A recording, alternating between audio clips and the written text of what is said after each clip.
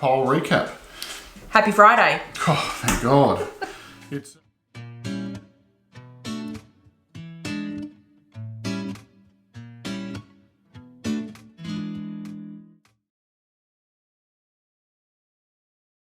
It's 3:39 Australian Western Time. Australian Western Standard Time. Yeah.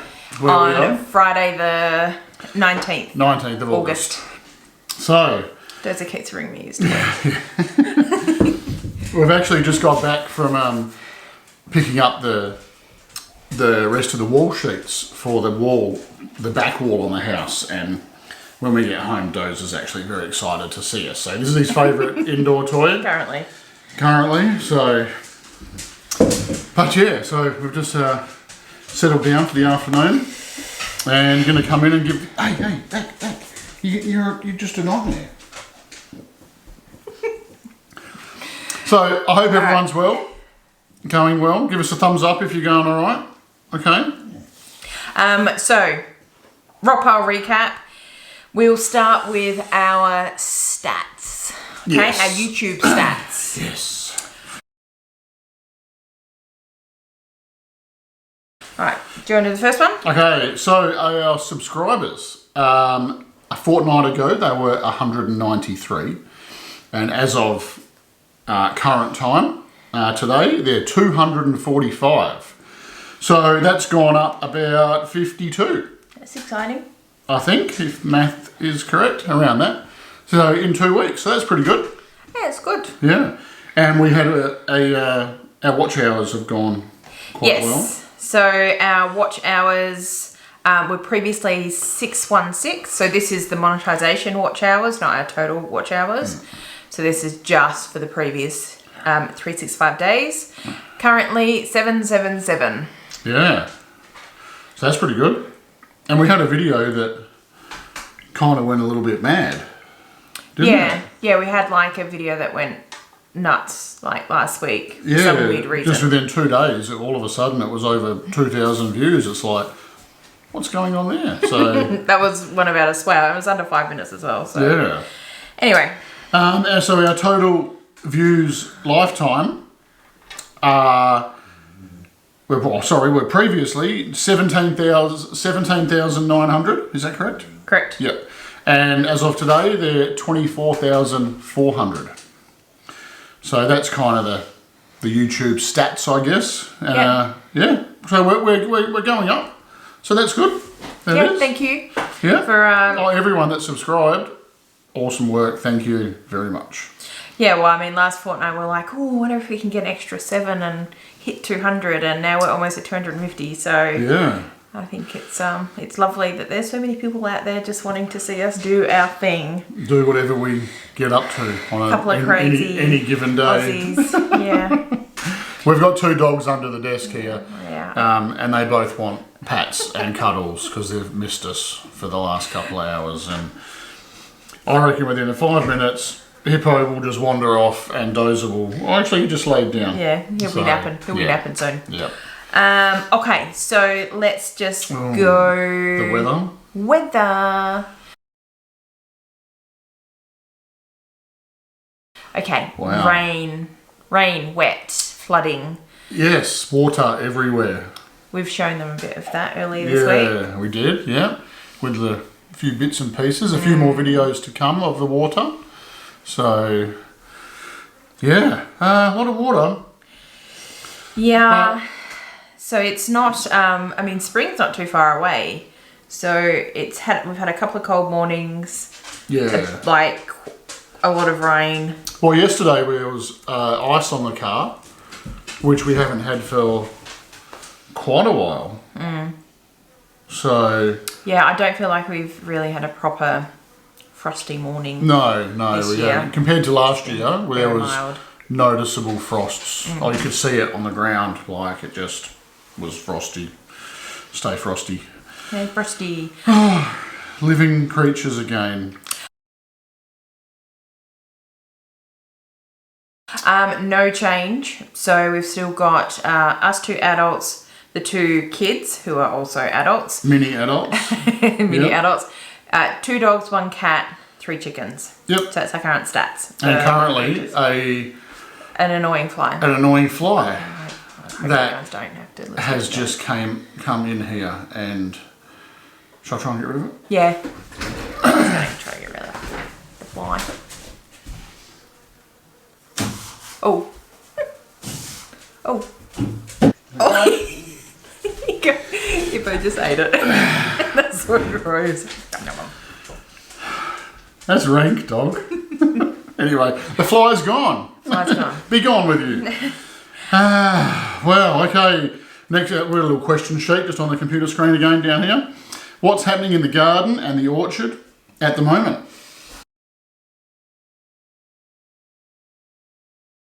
Oh yes, we can look out the window and see what's happening in the orchard. Yes. So we have much greenness on our mulberry trees. Yes. Lots more leaves, a lot more little fruit, mulberry potential fruits. berries happening. Yep. Nectarine tree flowering, a lot more flowers. Yep. Apple tree flowering, more flowers. I think they're sort of, they're starting to wake up a bit more. Those so couple those of trees. Yeah, so those few trees that we said last time were waking up. Yep. They just keep going. But the other ones are still pretty dormant. Yeah. There was a couple actually that you noticed some buds on. Oh yes. Yeah. Excuse me. Yeah, because when I whip around with the mower, I actually do like a little mow around this tree in a circle, and I get a good look at each tree. So it's like a database up here. It is. Cooking. No, you didn't. The garden. Oh, the garden. The garden. Well, you told me you were going to... We'll probably do a garden tour video this weekend. So we'll post something that. But you said you were going to harvest the potatoes. Oh, we're going to pull the rest of the potatoes because we've had a couple of days of no rain. So, and the plants are sort of dying back, the potato plants. And they're getting a bit overgrown with weeds. So just going to pull them out. I'm not expecting too many, but probably, I don't know, maybe 2 buckets worth, I guess. We'll see. We'll bring it in the video. Yeah. We'll see. And the garlic. We've just had a discovery with our garlic. So potential discovery. We're not 100% sure. No. We're like 99.9%. Yeah.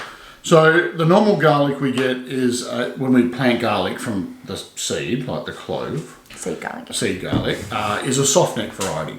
So I think it's called Italian purple, right? And we get that and plant that. That's like pretty standard.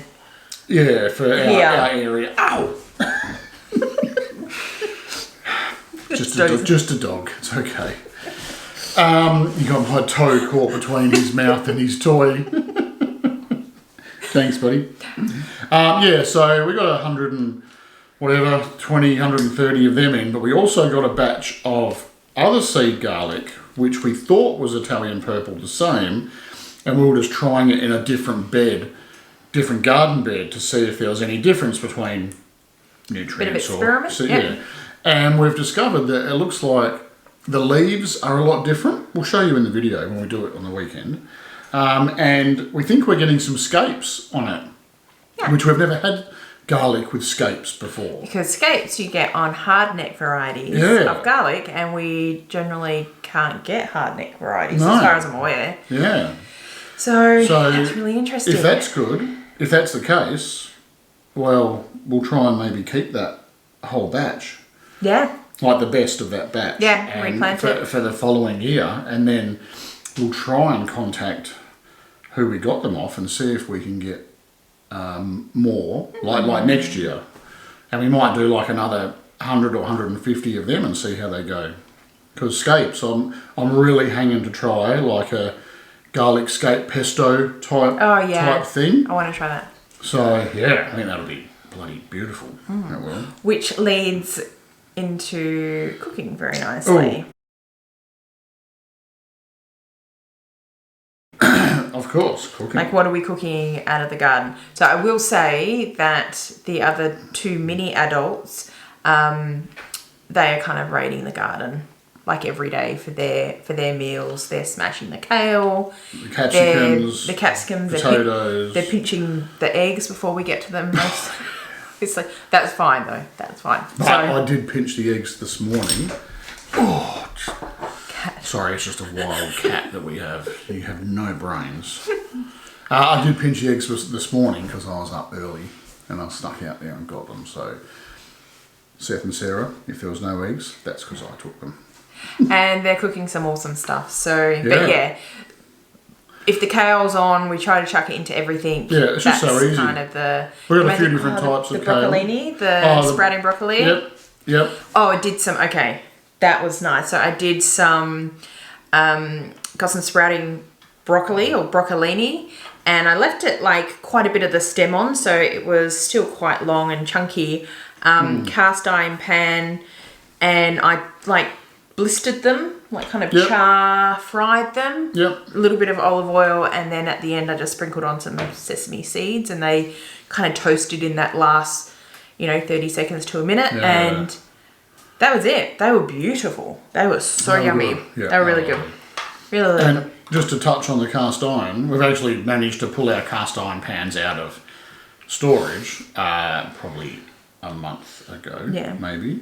So we've been cooking on the cast iron inside, making a point to use the cast iron pans that we've got, and they're seasoning up like really, really well now. They're like looking and cooking like beautifully. Yeah, because in storage they kind of went a bit gross. In storage, Yeah, because they've been sitting in the shed for probably over a year. Refresh them. Year and a half type thing, so that's good. Remembering how nice it is to cook with cast iron and how easy it is to clean. Yeah.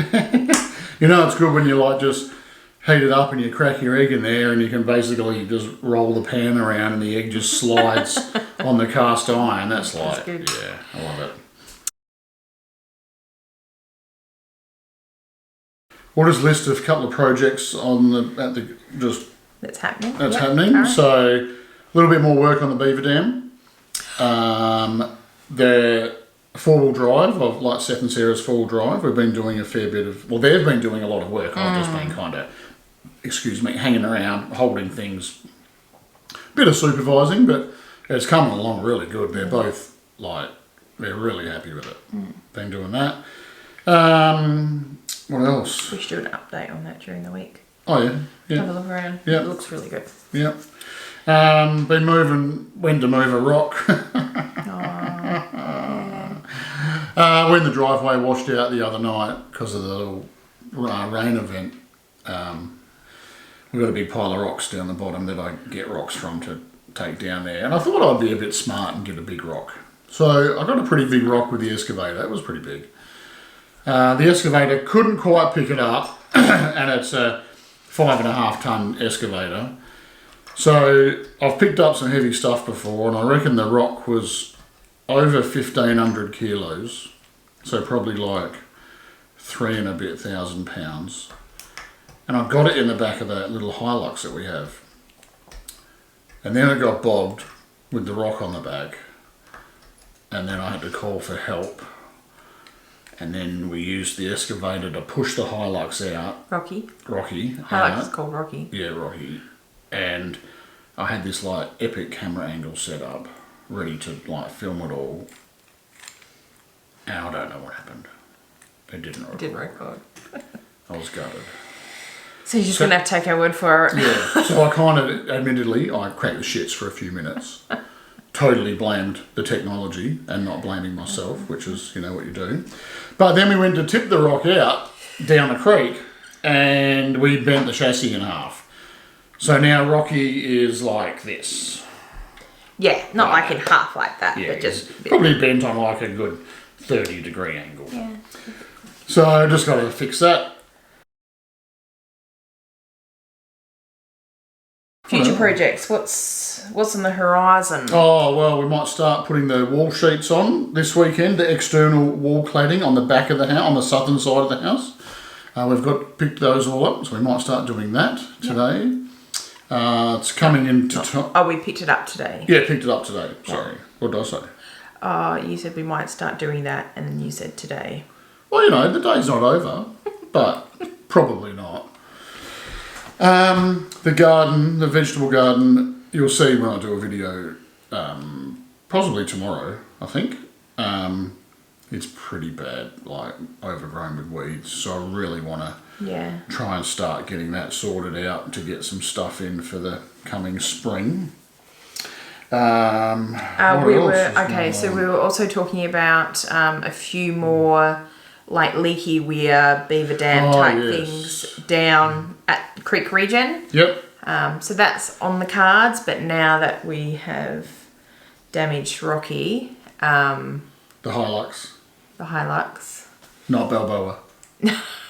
that might not be a priority. Because so we got to fix down the front and then fix Rocky and then we'll look at picking and moving. So tomorrow morning, my first job is to get the excavator and move the big rock that I dumped out because it's kind of a little bit in the wrong position down the front creek, and then I've got to get in the creek with the chainsaw and cut those logs out from in front of the pipe and try and clear all that. Not looking forward to that because the creek is so cold on my little footsies. It's like spa day. Yeah. It's like river sand, and it like really like exfoliates your feet. We thought about charging, like just getting people in and say, hey, $50 and just walk around here for 10 minutes. So that'll be the first job. Yeah. Cool. All right.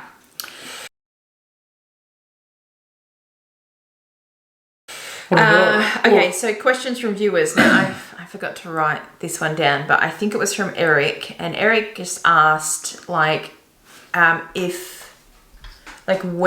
is our different creeks kind of in relation to each other? Because he noted that we've got like a number of different areas. Yes. So the creek that was flooding and went over the driveway, that's near the entry of our property, and that is primarily just around the entrance area. So that's a bigger creek line, but it extends into properties that we don't know, like our next door neighbours. It kind of goes for like a few kilometres either side of us. And we just have a section where we cross over. Yeah. Basically. So, and we're lucky enough to catch all the debris. Yes. Yes. So if you jump up there, you're going to be in trouble. That's the cat's thinking about the cat's eyeballing the camera. Yeah, not a good idea. And then our other creek is pretty much in the centre of the property. So we've got a really long driveway, and our property is like a big rectangle, like I got a bit of like a bit rectangle, and then it's just basically high one side and high the other. Give it a fold. Do you want to mark some contour lines on there, or like that? So, so this is a creek. From the highest part of our block to the lowest part of our block is about 90 metres of elevation change, which is probably just a rough guess, around 330 feet elevation change. Yeah. So we have a lot of potential water that flows off our either side and down into our creek. And yes, it is different at different elevations. Like you go down into the creek and it can be like foggy and frosty, and you come up to where our cottage is, which is about halfway up the slope, and it's a lot more moderate. Yep. And then you go right to the top of the hill and you're smashed with the wind is very exposed. I'll put like a little... So, I don't know how well you can sort of see, this is probably not going to be a waste of time really, but we printed out with the 3D printer, a contour map of our block. So, obviously it's not to scale because I'm holding it and I'm trying, maybe Amanda might add a picture of it. So we've got a high point there and a high point there, and we've got like the valley. Yeah, the valley in between. So if you can see that, there's not a bad picture. Yeah, it's all black, but it's a bit hard to make out. But yeah, so that's pretty cool. That's almost as good as your bit of A4 paper folded in half. So we have like a number of different, types of ecosystems or microclimates. Well, I know one morning recently when I went down to the beaver dam, all the grass, it was ice it was just like, it was crunchy when you walked on it. And up here, there was no sign of any type of frost or anything. So that's just an example of it. And it is a lot colder down there, I must say. Yeah. Next question is from Brocco. Brocco from Aussie Brock Outdoors. Yes. We'll put a link to his channel, like in the description. He's asking if we have any yabbies in our dam. We actually don't have any. We've seen no sign of it, and every year that dam pretty much dries up. Yeah. And there would be some sign of it. We had yabbies in our previous property in the dam. We used to have a big dam with yabbies, and so we know the signs. You see them, and if you go for a walk in the dam, you get your little toes nipped. So Brocco, the answer to that, no, buddy. Not as far as we're aware. Yes. Cool. So I guess on that note, if there's like anything else you want us to dive deeper into, or if you've got any questions, you can ask on this video, or you can just drop a question in one of the other videos. Yeah. If it's a video that you're interested in, put a question on that video.